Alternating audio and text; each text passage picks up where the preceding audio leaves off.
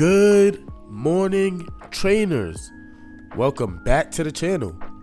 In today's video, we're going to be discussing the top 10 things you should know as a new or returning player to Pokemon Go. Guys, this is things that I wish I knew as a returning player. I started my account in 2016 and I stopped playing the game in 2016. It wasn't competitive enough for me as a main series player, so I put the game down. And in 2023, around GoFest 2023, August sometime, I came back to Pokemon Go because I saw the weekly events posted by Sarah B on their Twitter. I followed it because I'm a main series player, and they post all of the raids, the terror raids for Scarlet and Violet, and they also posted every event for Pokemon Go as well. So after seeing a bunch of events every week, I was like, man, this game must have changed a lot, and I joined back into the community, and since I've been playing every single day. And yeah, guys, I love the game. So these are 10 things that I wish I knew, and my advice to you new and returning players. And I don't want this video to be too long, so let's get straight into the list, guys, and start at number 1, and that is find a local community and join it.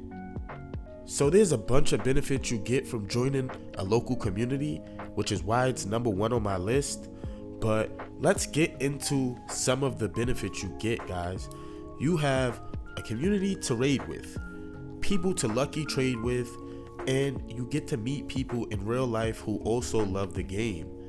You also get rewards for participating in events from the community ambassador. Checking into these events will get you something like free max particles, battle passes, super incubators, lucky eggs. You also get wristbands with the team logo, keychains, pins. I just got a really dope GoFest 2025 pin for completing a scavenger hunt. Guys, it's really worth it. I mean, these are things that you cannot buy online unless you get it from eBay from someone who did participate and now they're selling it online. I know the Pokestop keychain that I currently have, it's going for like $50 on eBay. So yeah, this is a really dope thing. It's another perk to participate in, and like I said, it just makes raiding and everything else so much easier. You have your lucky friends in person, then they become your actual best friends in real life. But let's get into number 2, guys, and that will be never ever buy Pokeballs. Seriously, like ever. And the main reason why this is number 2, guys, is because it's a free commodity. It's literally something that they give away. Not only Pokeballs, but Great and Ultra Balls as well. If you do see a box that seems like it's worth it in the shop for Ultra Balls or Great Balls, that's something that you can think about purchasing. But Pokeballs, guys, all you have to do is go out and grind for about an hour, and you'll come up with at least 200 Pokeballs. If you go out for 1 hour in a populated city, some of you who live in rural areas, I know that's kind of hard for you, but if you could get out there at least like once or twice a week and spend like an hour or two, you'll get about 200 to 400 Pokeballs, and you'll be fine. You should be fine with that, and you'll also get Great and Ultra Balls as well. So yes, guys, number 2, never ever buy Pokeballs. Just go out and grind for it. At number 3, I'm gonna show you an example here, and it's gonna be learn the circle lock technique. Yes, guys, for new and returning players, we don't understand how difficult it could be to catch some of these Pokemon, especially these legendaries. Learning the circle lock technique is something that I learned from Brandon Tan 91. He's like one of the best Pokemon Go YouTubers. He always has such a positive mentality when it comes to the game, and I got a lot of my tips and advice from him when I returned to the game. So that was something that, you know, I learned from him, the circle lock technique, and it definitely takes you a long way, because when you don't have your platinum badges, catching some of these legendaries can be extremely difficult, guys. So learning that circle lock technique where you lock it onto an excellent throw and you hit consistent excellent throws with the golden raspberry, that will take you a long way, helping you catch these legendaries who are going to be very difficult even for more experienced players playing with, you know, newer friends. It's harder for us to catch as well because you don't have those badges that kind of make it a little bit easier. So yes, guys, number 3, learn that circle lock technique.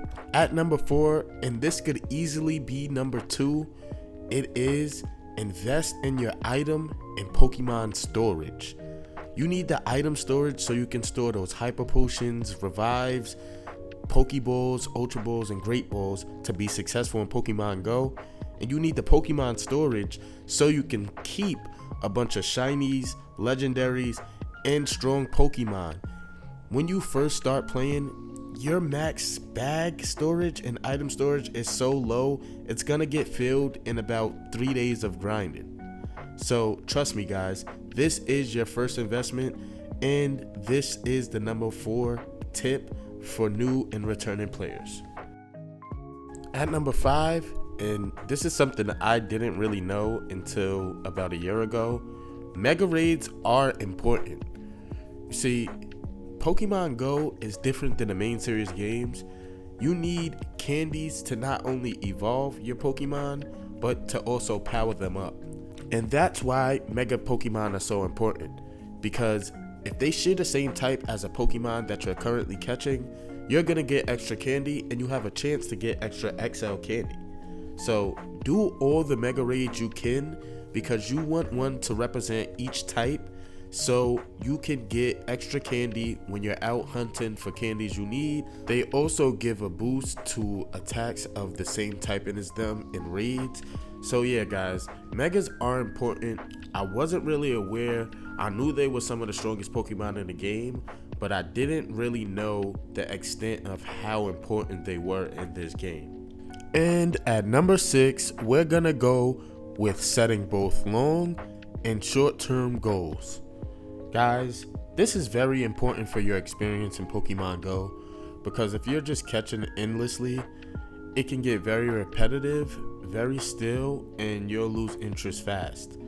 I can give you an example of what my short and long-term goals are. My long-term goal in Pokemon Go is to have a living shiny dex. I want every Pokemon shiny, basic to stage 2 in my dex. Unfortunately, all the Pokemon aren't available, and some Pokemon shiny aren't available. So I can't get that done yet, but eventually that is my long-term goal for Pokemon Go. My short-term goal is to hit level 50. I'm looking to do that by maybe next Go Fest. I'm not sure if I could do it by the end of the year. It would be a pretty optimistic goal. I would have to literally grind for 5 to 6 hours a day to make it happen. But next Go Fest is, to me, a short-term goal. I mean, how long do you guys plan to play this game? I plan to play it until the servers are no longer there. So personally, like I said, my long-term goal is a living shiny dex. My short-term goal is level 50. Hopefully I can hit level 50 before 60 comes out, but with all the leaks and everything, it's starting to look like level 60 might drop before next year, possibly sometime around 4th quarter. I'm hoping it doesn't, because that gives me more time to grind to 50 before everyone is on the grind to 60 and I'm far behind like I am now. But yeah, guys, number 6, set both long and short-term goals. At number 7, we have take advantage of all 3-time Stardust and XP events. Next week, starting July 8th, we have an event, the Hisui Celebration, that's gonna give you 4 times Stardust and XP. Guys, go out and grind for at least 2 hours per day. Trust me, it will be worth it. That is how trainers like myself stack up on 10, 15, 20 million Stardust, guys. It's because events like this, we throw on a star piece and we go out there and we're hunting and hatching and just taking complete advantage of all the extra stardust and XP you will get from an event like this. Trust me guys, that's why it's the number 7 tip. And at number 8, we're gonna go with find a type chart and try to learn it to the best of your ability, because this is gonna go a long way guys. It's gonna help you on raids, it's gonna help you with those shadow grunts, it's gonna help you with Giovanni, it's gonna help you with PvP. Guys, it's totally worth it. Find a good type chart. This one I have here is perfect. It's gonna show you both mono and dual typing. So yeah, you could just use this one, screenshot it if you can. If you can see it, I'm not sure, but yeah guys, this is gonna be the number 8 tip. The number 9 tip is gonna be don't fall in love with bad IV Pokemon. This is coming from someone who did. I remember doing my first few legendary raids. I caught my first Groudon, Kyogre, Rayquaza. I caught my first Evital. I caught my first Xerneas, and I was like, man, I'm good, I'm set. I got some good legendaries. And then I found out what hundos were. And then I found out that 98% were pretty decent. But if you got something that's 10, 10, 11, it's actually really bad. So yeah guys, try not to fall in love with bad IV Pokemon, because it's just gonna lead you nowhere. And if you power it up like I did for some of mine, you're gonna have to go back and grind for all of those candies all over again.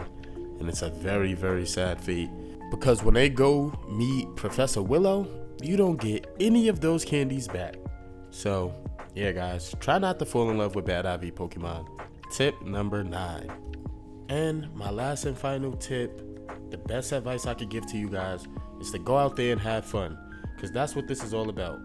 Enjoying the game, having fun.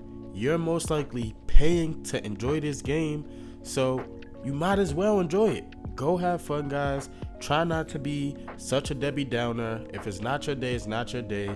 That's just how RNG works. Unfortunate, but it's true.